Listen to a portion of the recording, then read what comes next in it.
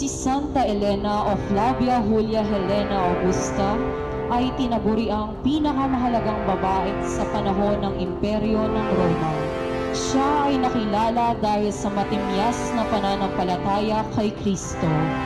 Ito ang nagbunsad sa kanya upang hanapin ang krus na pinagpakuan ng ating Panginoon, ang krus na mapagpagaling.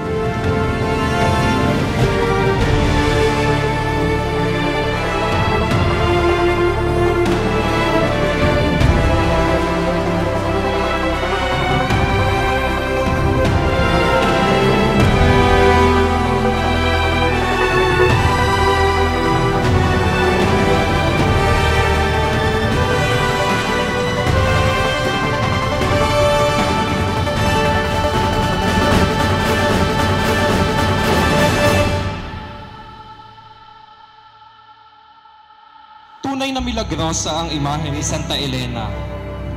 Tunay siyang banal at kalugod-lugod sa Diyos.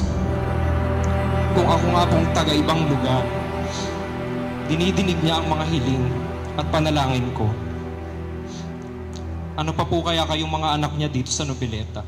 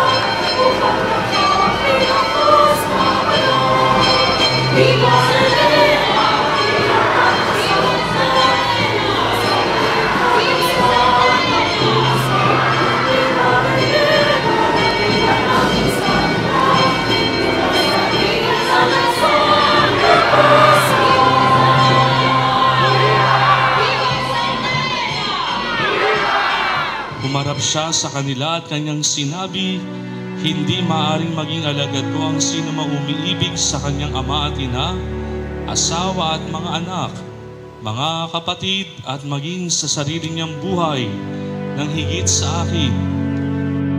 Ang hindi magpasa ng sarili niyang krus at sumunod sa akin ay hindi maaring alagad ko."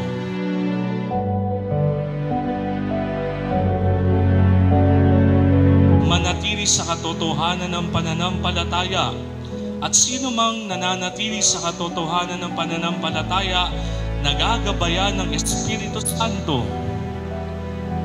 Kaya nga kung talagang inaari natin na si Santa Elena, patrona ng ating sambayanan, dekada ng patrona ng ating sambayanan, ito yung ikalawang bagay na dapat ating tandaan. Bukod sa krus na dapat rin nating hinahanap, magpagabay rin sa Espiritu Santo. Hanapin din ang totoong krus ng ating Panginoon.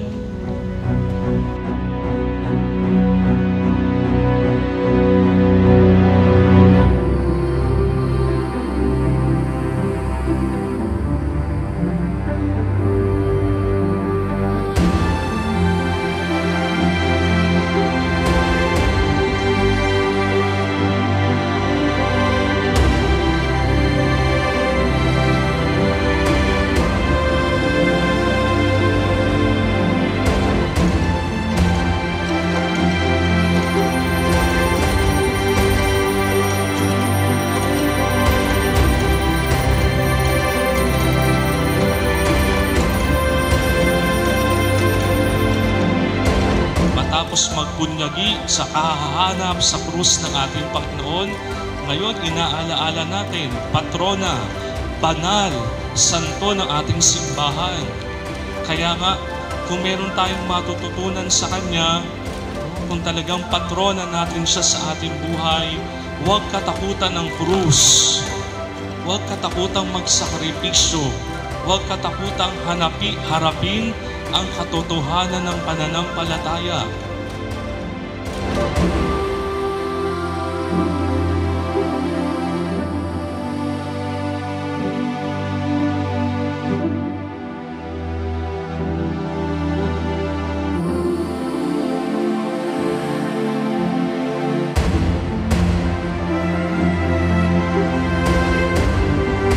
At sana nga bilang mga deboto, bilang mga ginagabayan ng ating mahal na santo, patrona, yun rin ang ating asamin. Sana maging matikas tayo sa pananampalataya kung paano niya binuwag, ginaba ang lahat ng hadlang para makita ang krus ni Kristo. Sana ganun din tayo.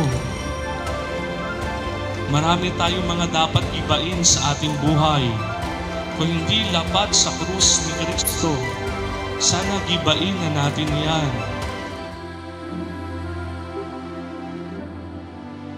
Sa ngalan ng Diyos at ng Kanyang sambayanan, aming isinasalin ang aking tungkulin bilang hermano ngayong taon sa karangalan ng ating mahal na patronang sa Santa Elena. Inihahabilin ko sa iyo na gampanan ninyo ng mayroong kababaang loob at dalisay na may ikawang gawa ang tungkuling ito.